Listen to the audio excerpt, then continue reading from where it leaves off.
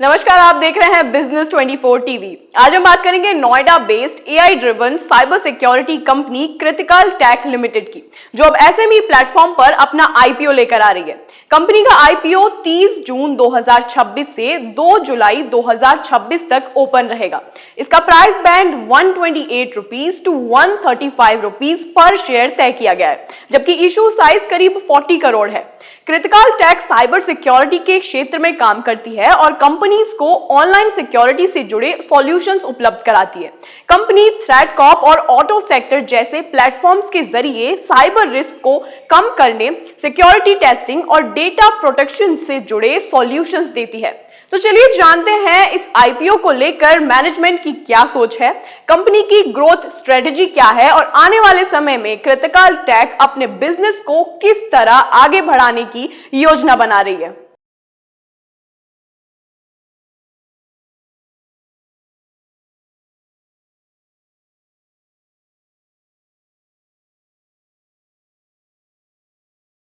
Company दो चीज में काम करती है, एक दो ब्रांड के नाम से, एक क्रिटिकल, एक थ्रेडकॉप है। क्रिटिकल जो है वो VAPT, security testing, compliance services करता है। थ्रेडकॉप जो है वो प्रोडक्ट करता है, right. So if you look at cyber security तो उसमें तीन वर्टिकल आते हैं, people, process and technology.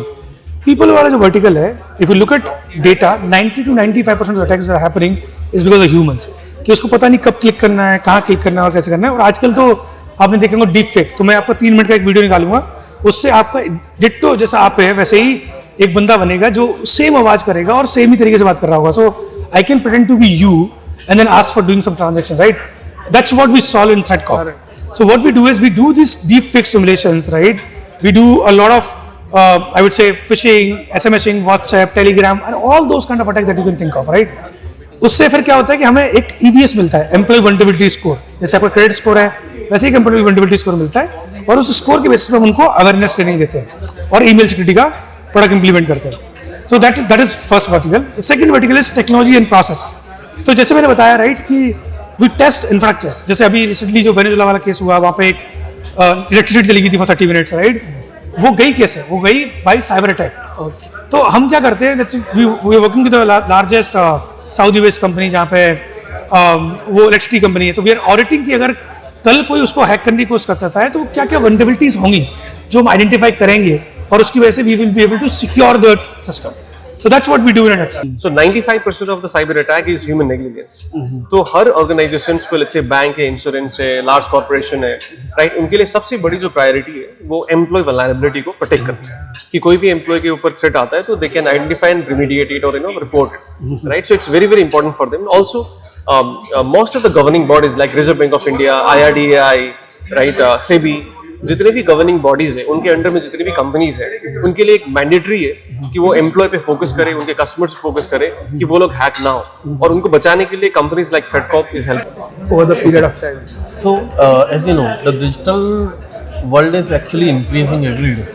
Like the AI has came into the picture from last 2-3 years. Now everybody is shifting through the digital world right now. The same, the recent war has came.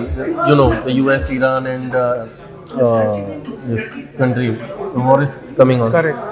And there are multiple cybersecurity attacks which are happening at the same time. Correct. Because of this particular war. Correct. The same, and this actually generating the more demand in cybersecurity. Okay. And that's where companies are actually in very insecure space where they are actually thinking whether they are actually secure or not. Okay. And we are actually helping them. We are actually giving them the trust that they are secure.